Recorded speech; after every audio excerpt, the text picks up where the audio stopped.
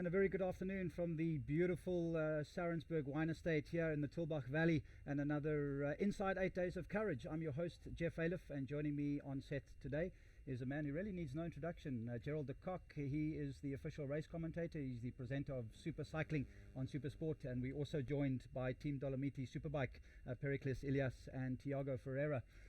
Gerald, another day. Always the opening day of the Absa Cape Epic, full of surprises. It's full of surprises, but there's one thing that it isn't a surprise in a day like today. The first day of the Absa Cape Epic, first marathon stage, is that it is one of the toughest days they'll face all week. I mean, there are a number of reasons why. I mean, it is the first long stage. I've had the prologue to ease into it, but it is traditionally a really hard stage. It sorts the men out from the boys. It sorts those who've put in the preparation. They'll get reward today. They'll have a decent day. And those who haven't done quite enough or a little bit off their form will suffer today and will have to recover as quickly as possible. So it's a really, really tough day as far as the racing is concerned. The marathon stage races have come into their own today, which is what we expected. But I think the way we've seen some of the teams come into today's racing and really make it happen has been amazing. And amongst the women, well, quite phenomenal racing there as well. Another interesting point about the Absa Cape Epic is always the first day often tends to come up with some sort of a surprise. I remember a few years ago there was that horrible dust section that had so many riders and so much trouble. Today, the heat, the threat of fires last night, which thankfully dissipated, but over 32 degrees heat today and really, really dry conditions. Yeah, I mean, it's been one of the hottest summers we've had in the Western Cape for a long, long time, and I think today it started cool and looked fairly mild for the first while, but I know that the riders will talk about the dust out there, incredible, thick dust, and very quickly it got really, really hot into the 30s, mid-30s, and perhaps the riders, believe it or not, there are still riders coming in, they will really be suffering from heat, and heat exhaustion and hydration is going to be key, but absolutely brutal conditions today, and that's what the Absa Cape Epic is all about. You've got to have the courage to get to the finish, don't you? Gerald, before we go to the highlights package, if we can just, I'm quite keen to get your thoughts on the day. I mean, you're a man that's super passionate about cycling. Birthday boy, a great day for the birthday boy, and maybe a surprise in the ladies event. I think that Team Bulls and Carl Platt turned 38 today, but I think he was delighted with winning a prologue stage for the first time in his life. I mean, they are marathon stage racers, and to win a 26-kilometer prologue here at the Absa Cape Epic was a major feather in his cap, and I think he was really, really pleased with the way they did that yesterday. There were some serious cross-country races in that field yesterday, albeit that one or two had their issues. Emmanuel Fumic and Enrique Avancini had a puncture. So they may have been right up there in the mix, but as it happens, they weren't. So I think he came into today's stage really positive, confident, building on that performance yesterday, and he knows this track well. He won here a couple of years ago in a marathon race before, and of course has ridden here in the Absa Cape Epic before, so he knew exactly what they were going to do, he and Urs Huber, and set about doing it. They attacked early, they went hard, and the rest of the teams, I think Topi Gergen weren't quite sure how to handle that, and they wanted to go, but they felt maybe it was a little too early to go. There's a whole week of racing to come, so they lost a bit of time. They came back strongly later in the day and closed down a 3-minute gap to just under a minute by the close, but it was too late to win the stage. And then to the women, where yesterday Robin de Groot and Jenny Steenhoek took the prologue stage by 18 seconds. We knew that wasn't going to be enough really to hold off Anneke Langval and Ariane Kleinans, and they went out hard today and put in 3 minutes, I think, by between third and fourth water points. But by the time they got to the finish here, in no time at all that gap was closed down, and Jenny and Robin went straight past them and took the stage. Phenomenal win by them, and they're still in the orange jersey and have just under a minute's lead. So surprises, and it's making the racing just fantastic for the rest of the week. The other interesting thing is I did have a brief catch up with Jenny Steenhoek after the stage, and they both seem to be keeping something in reserve, which I think is possibly going to be a little bit concerning for Spur Specialized. They said they didn't want to put too much out today, and so I think it's going to be a long week for Ariane and for Anneke. Yeah, I think it will be. That is traditionally what Robin and Jenny do. I say traditionally, it's only their second epic together, but they are conservative by nature in terms of where they approach their stage races. They like to be slow, not slow at all, but steady in the way they go about it. But that all came, I think, in the last 5 kilometers when they saw Ariane and Anneke in a bit of distress up ahead. They suddenly realized that there was a chance of them to win the stage. And Jenny said, well, maybe we should go for the sprint, but they knew they might lose out there with Anneke's power, and off they went. So slightly contrary to the way they normally approach these stages, but they thought a stage win, let's take it, and duly did. So fantastic ride by them. Yeah, I think Aryan and Annika are under pressure for the first time as a combination in the Absa Cape Epic. Remember, they're looking for a hat-trick of wins here. And Sally Bingham, Topi Gergon and Adel Morath, they've obviously carrying a lot of confidence from the Swiss Epic. They put one over Aryan and Annika there, and I think they're sitting back. They also seem to have a little bit in reserve, and I think they're just sitting back watching. Is playing that the long game? I think, I mean, and they experienced Per and Sally was herself very delighted with the way they finished there. I think they're just under 8 minutes down on the GC, but they know as well as any how that can turn around in these stages with the heat, with the conditions they're going to be racing in, and they seem to be very happy with the way the position they're in at the moment, and I think they're playing the long game. I mean, Sally is one of the most decorated marathon stage racers in the world, and she knows exactly how to go about winning this race. She's done it before, so managing their efforts, conserving energy when it's necessary, and when it's really necessary to turn things on and turn the power on, they'll do so. Yeah. Gerald, let's talk about the back of the field. We're sitting here chatting, and there's still cyclists coming in. They've been on the saddle. It's been a long day for them. We were saying before the show started, they've got a very limited time to recover as well. It is. I mean, they are the real heroes. Talk about courage. I mean, yes, we're going to be talking to the star riders and the quick men and women of the race a lot, but the men and women who are finishing in 7, 8, 9, 10 hours and more are the real heroes of this incredible event. I mean, they sit out there in this heat. They come in now, it's our time here, 4:45 in the evening, and they are just rolling in. They've got to sort out their bikes, sort their kit out, find their bag, find a tent, clean their bikes, and then go and have some dinner, try and recover, get up tomorrow morning and set off at 7:30, 7:45. How they're going to do that, I don't know. But that is what this is about. That's a true test of the character and the courage of the riders. And they really are amazing. But I think somewhere along the line, some of them are going to lose too much time and fall foul of the time limit and find themselves out of the race. But that's, again, you've got to be prepared for this event. Yeah. Well, at this stage, I'd like to bring in two of our guests from Team Dolomiti Superbike at third place overall. And we're joined by Pericles Ilias and Santiago Ferrara. Guys, thanks for coming in. A great result. Your first Absa Cape Epic, a podium position to start off with. Pericles, you're obviously very happy. Yeah, sure. We are very happy with the third place. Today it was the really first marathon stage, and we did a good job. The stage today started very, very fast from the Bulls team, and me and Tiago, we was a little bit don't know what to do to follow because it was too early, but because of the dust we decided to follow them. Then we worked with the Bulls team until second fit zone, second water point, but then they got stronger and they took the first place. And your training in Europe, I mean, I don't think you've been in the country for a long time. Tell us how this day, particularly 32 degrees plus 33 degrees possibly, do you feel the difference in racing in these conditions? Here is the difference.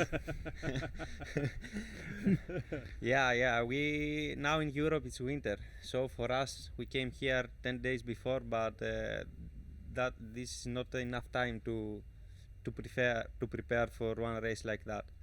But for me this condition it's nice because also in my country I have the same hot weather, 35, 36, 40 degrees during the summer. But I need one maybe 2-3 weeks to prepare my body for that. But today the heat, it goes for everybody. I think the heat and the dust, it goes. Tiago, it's your first epic. Yes. Your experience so far? What do you think so far? Well, my first experience for me it's super good. In finish third, and one podium in this race. It's very important for me and my career. Why is it important for you for your career? This race, is the race itself, or for later in the year? For everything. Yes, I'm super happy for this. Pericles, if I can go back to you, the decision to come to race the Absa Cape Epic, has it been something that you've aspired to for a long time? What made you You decide? know, sometimes it's to find the right partner. It's the timing. It's a combination. This year we had this combination and we came here, and we are really very happy about starting Cape Epic. You guys race a lot, obviously, in Europe, and that's where the bulk of your racing is done. I mean, is it different type of style of racing here? You said this morning the guys went out really fast. Is that unusual for Europe? Is the bunch riding different? Is there any differences? No, the rhythmic is it's always the same. Always we start fast, but the different here in Cape Epic it's the terrain. The terrain and the condition. It was very dusty, as I said before, very dusty. In the first 1 hour we couldn't drive because we couldn't see anything in front of us, and it was so dangerous. That's why we decided to go front, because it was better to ride front, to choose the right ways. You've put in an amazing ride so far. I mean, obviously your goal is to try and win the race. I mean, I would think. Yes, of sure, it's our goal, and our goal is maybe to try to win one stage here. Have you looked at the stage and thought maybe that one, or you just take what the opportunity? We are trying every day. If we find the opportunity, believe me, we will take it. And tomorrow your approach is going to be obviously rule number 1: no mechanicals. Look after the bikes. Yeah, okay. This is priority in the list for all week. No mechanicals. Try to finish safe the stages. Tomorrow it's a new day. You know, in cycling, one day to another is very different. I'm sorry.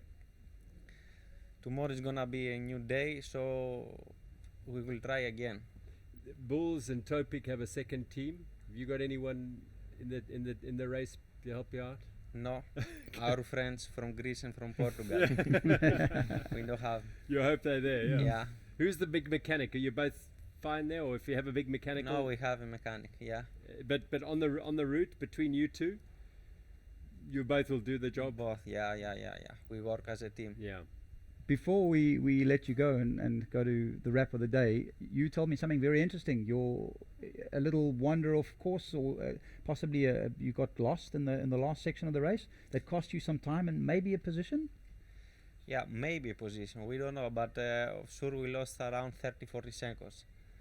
In the last 7Ks, me and Tiago, we took a wrong way and we come back. We find the final single track, and then at this point the Topic team pass us because we was riding 30 seconds rear behind the Bulls team, and 30 seconds behind us it was Topic team, you know, and we was cycling just full gas till the finish. We had 10 kilometers, and I don't remember exactly where. Me and Tiago, we took a wrong way, and that cost us maybe. Racing, isn't it? Head down. Happens, eh? Yeah, happens. Okay. Sometimes, yes. Okay. That's amazing. Just a last question. As a result of today's great performance, have you started to let yourself think maybe we should readjust our goals towards where we want to push this race? Or it's too early, but I think the last the stage 5-6 it's gonna be very tough. For me, I believe that the stage 5 and the stage 6 it's gonna be the queen stage for Cape Epic this year. Okay, guys, well, best of luck. Thanks very much for joining us on set. You're welcome. Thank you. Fantastic. Best of luck to you, and I hope tomorrow goes very well for you. Me too. Thanks, guys. Thank you. There we go, and with that, it's time to have a look at the highlights of the opening stage in the Tulbach Valley from Sarensburg.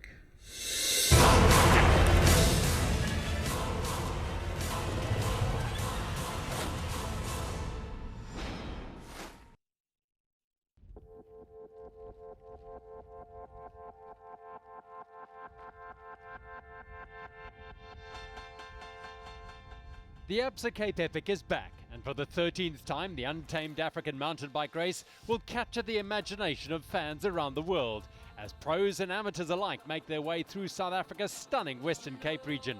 The 1,200 riders have to tackle 652 kilometres of off-road riding, climbing some 15,000 metres in the next 8 days. Situated on the doorstep of Cape Town, the Merendal Wine Estate, with its iconic manor house, is the host location for this year's Absa Cape Epic Prologue. The 2016 race is shaping up to be a thriller, as several teams in the world-class field of former world champions and previous Absa Cape Epic winners jockey for the crown previously worn by 5-time champion Christoph Sauser, who is no longer a full-time professional racer. In the women's race, last year's second-place Ascendus Health team with Robin de Groot and Jenny Steenenhag took the win. The South African-Swedish combination had a strong start to the race, and with their finishing time of 1 hour 17 minutes and 35 seconds, they are 18.2 seconds ahead of last year's winners, Switzerland's Ariane Kleinans and Dane Anneke Langval of Team Spur Specialized. De Groot and Steenenhag will be wearing the Sasol women's leaders jerseys on stage 1.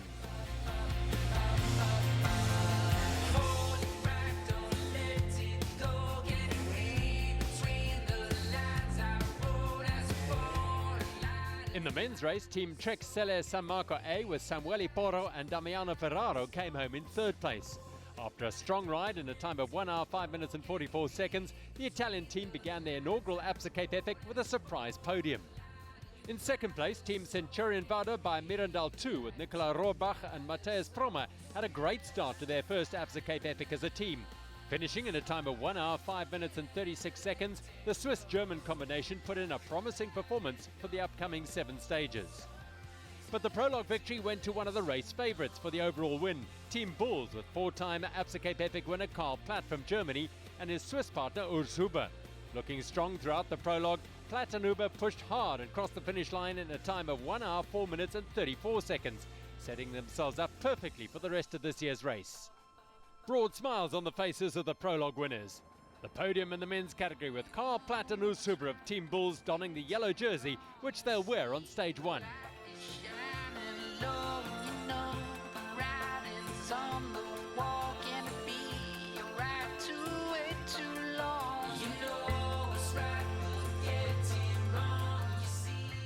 The defence of their 62-second lead was foremost in the minds of Karl Platt and Urs Huber ahead of the 108-kilometre stage 1 as the Bulls team, resplendent in the race leaders' yellow jerseys, set a high pace at the front of the race early on.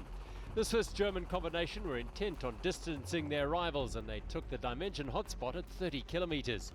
The rough terrain in the bone-dry region had many teams losing valuable time to mechanicals, and among them Cannondale Factory Racing's Manuel Fumic and Enrique Avancini, as well as South African NAD Pro pair Javi Combrick and Nico Bell. Perhaps the day's biggest losers, though, were CST Superiors Rudy van Hoots and Hans Becking.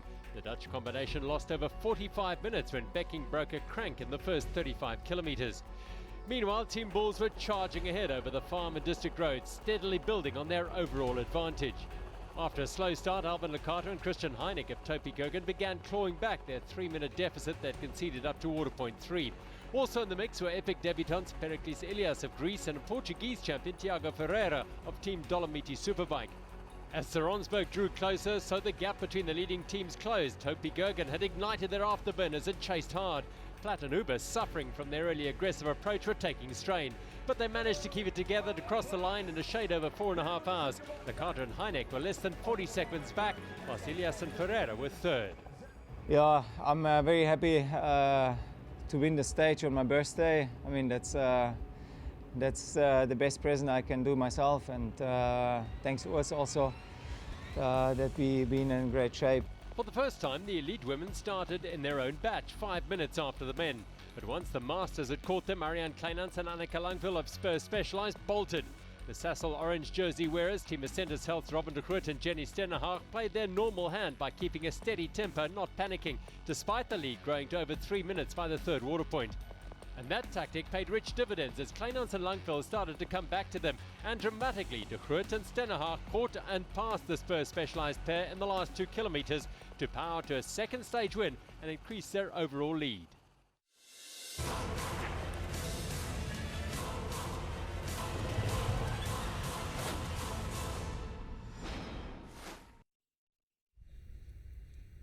There we go. Those were some of the highlights from today's opening stage in Tulbagh, the Absa Cape Epic 2016.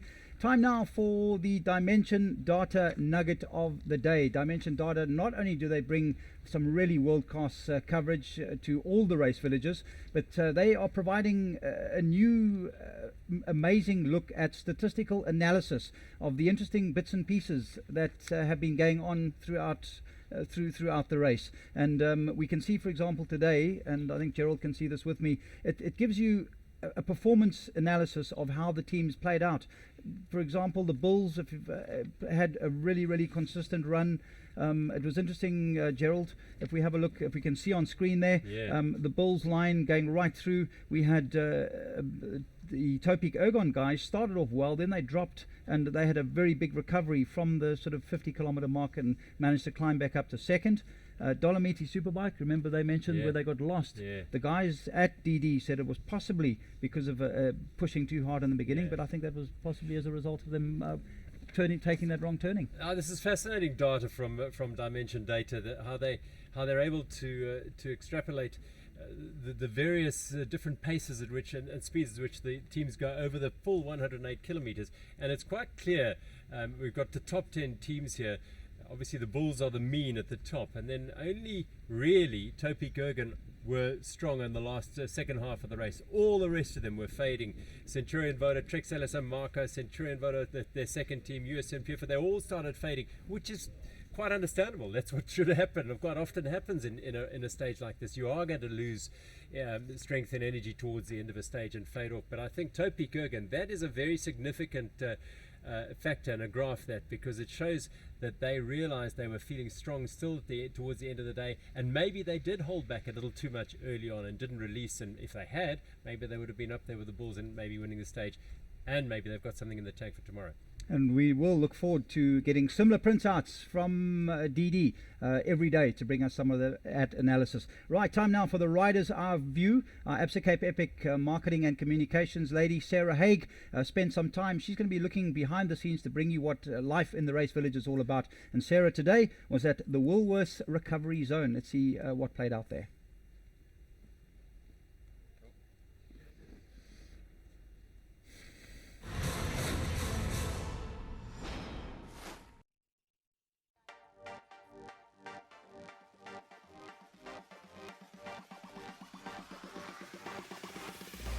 Hi and welcome to the Rider's Eye View. The most amazing moment every day for a rider is probably crossing the finish line. Close after that is the Woolworths Recovery Zone. Let's go check it out.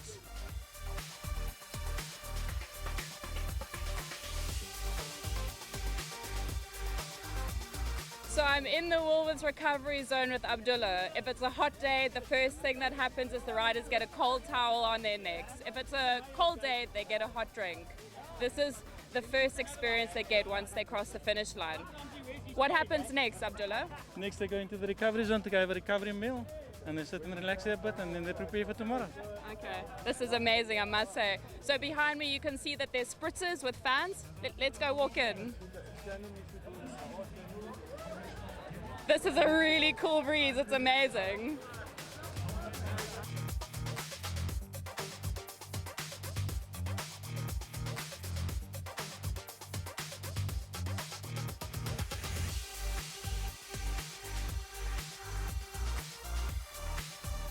So a rider can expend between 4,000 and 8,000 calories on a single stage. This is equal to eating about 22 hamburgers. So they need to eat as much as they can throughout the stage and after the stage. So in the Woolworths Recovery Zone, they get a pack. A Woolworths nutritionist has chosen exactly what goes into this pack for optimal recovery. Let's go take a look what's inside. So each day it's different, and today we've got a chicken Caesar wrap.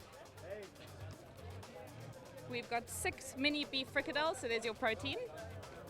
A fruit, a shake. Riders love their milkshakes after races. And another fruit and a bag of nuts. So if they get this into their body as quickly as possible, their body will start recovering and they can do everything else that they need to do.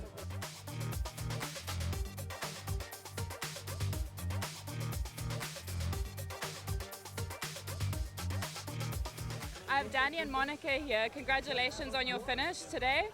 They have received their recovery meal already. Danny, how important is it to eat as soon as you get off that finish line? They say it's pretty important to eat within 30 minutes of finishing, otherwise your muscles don't recover properly. So, yeah, I'm pretty hungry. Stopped at all the water points and had lots to eat, but I could eat a whole meal now. I'm pretty hungry. Yeah.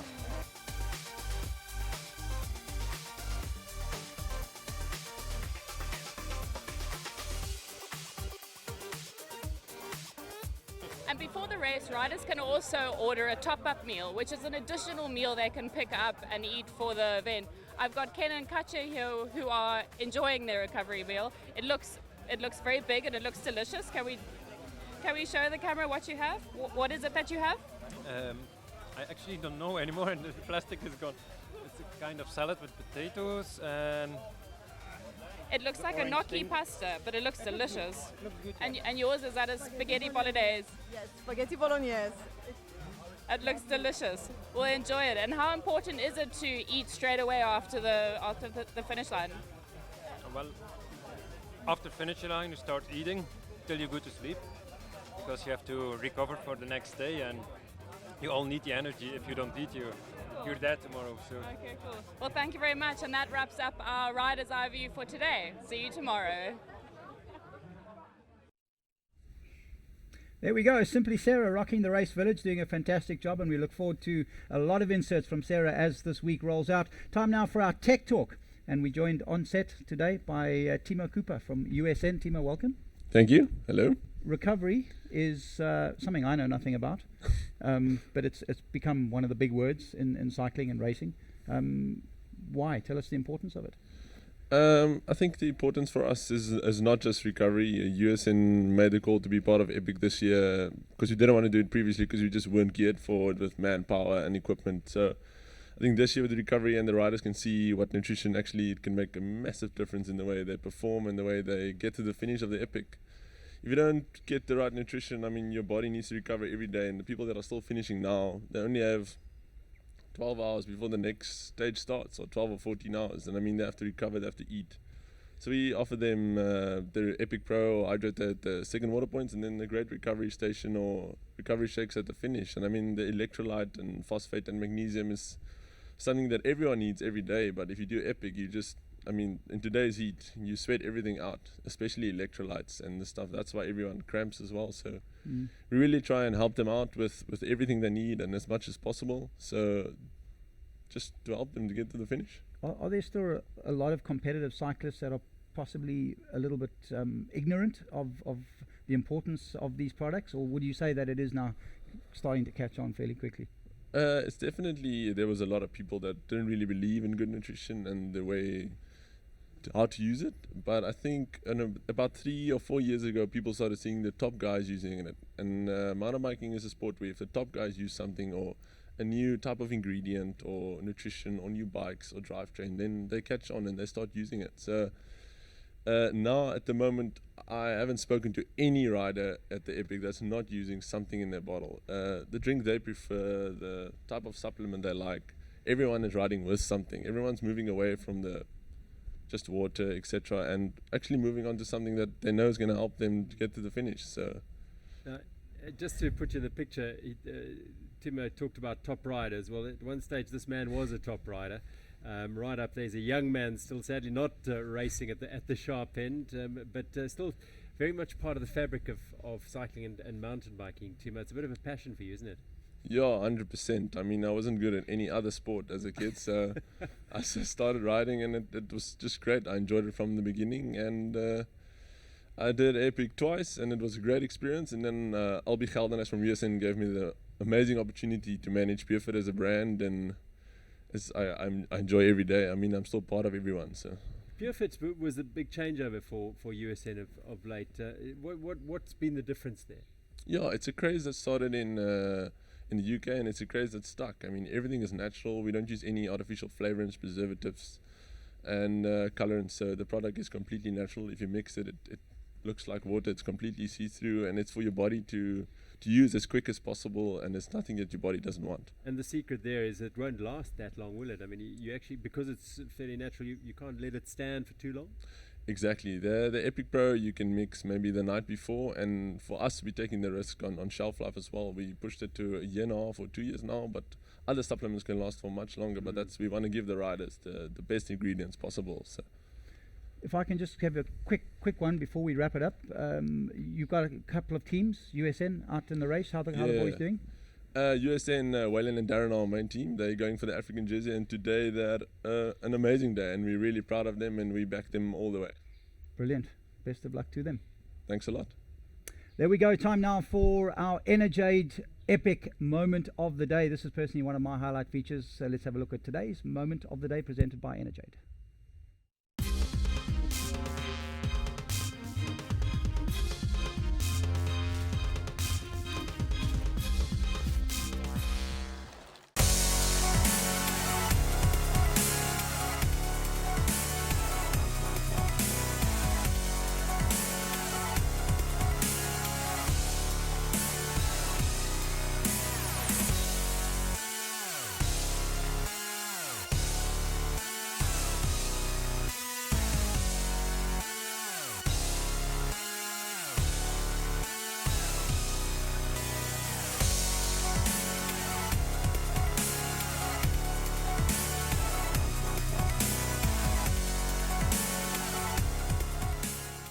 Epic Energiade Moments. Energiade, the official sports drink supplier to the Absa Cape Epic.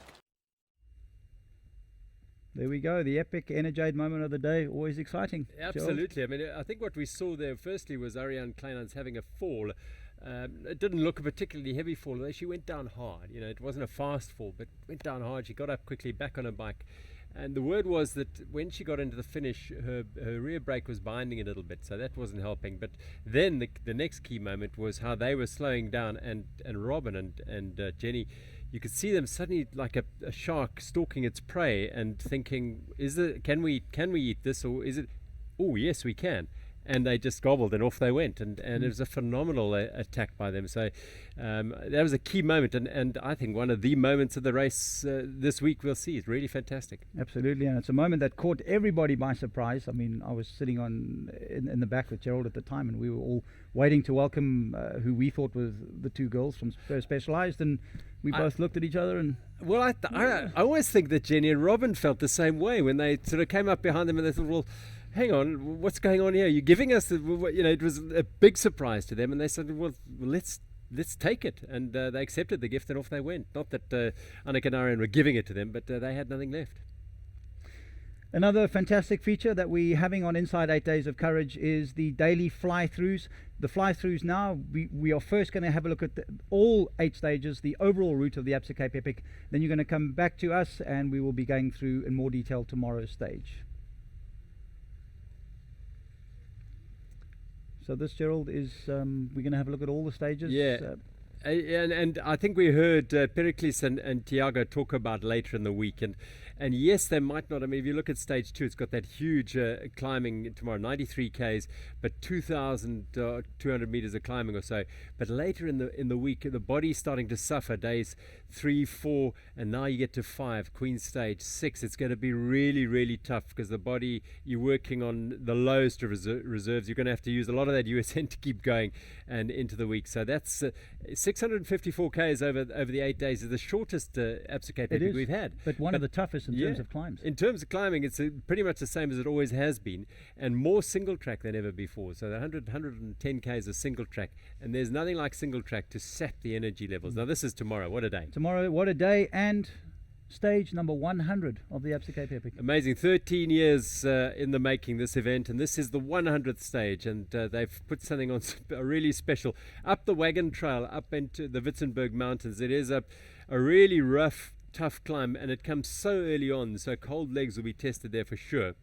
Around the Witzenberg Valley, it's quite a remote valley. There's only one way in and out of it, other than up that wagon trail. By the road, there's only one way in and out of it. They do a virtual full circumference of the valley and come back down that valley, which will be the Land Rover technical terrain, the green section there. And what they've got to be aware of tomorrow is the descent down there when they're really tired, because that'll come at 70 odd kilometers. They're going to be tired, they're going to be beaten up a bit. It's going to be hot, so concentration levels are going to have to be very sharp down that technical train. It's a rough descent. I've been down it. It's not one that you want to take with a relaxed attitude. You've got to be really focused. Absolutely. And as far as spectator points go, Gerald, tomorrow 2 spectator points, Oplas and Die Acre. And Die Acre is particularly going to be a lot of fun, especially if you've got young ones. There's going to be a lot of the local school kids joining us there. So always a great atmosphere. I tell you what, I mean, yes, if you're living in Germany, I'm sorry, you can't come to the water points and the spectator points. It is a bit far for you. But if you're in the vicinity of Tilbach and the Western Cape here, it is spectacular, this part of the world. Take a trip out here. Take your kids out of school for the morning, bring them out here, because it is a special place to be watching these guys race, and the vibe on these routes is just amazing. So I think, yeah, you've got to experience, if you have any feeling for the sport of mountain biking, you've got to come out to the Absa Cape Epic and be part of it, and being at one of those spectator points is really, really special. It's a fantastic vibe. And yeah, just in closing, there was a gentleman with his family that was at the spectator point today. He told me he didn't like the noise of the PA systems. He didn't really want to come, but then he took a stroll off along the track. He left all the humdrum behind, and he found a beautiful quiet spot to watch. So there's something really for everybody. That is it from today's Inside 8 Days of Courage from me, Jeff Ailiff. Joining me, thanks very much, Gerald de Kock. Man, as I said, needs no introduction. Please join us same time tomorrow, 4:30 to 5:15 from us at the Sarensburg Lawns. Have a wonderful evening.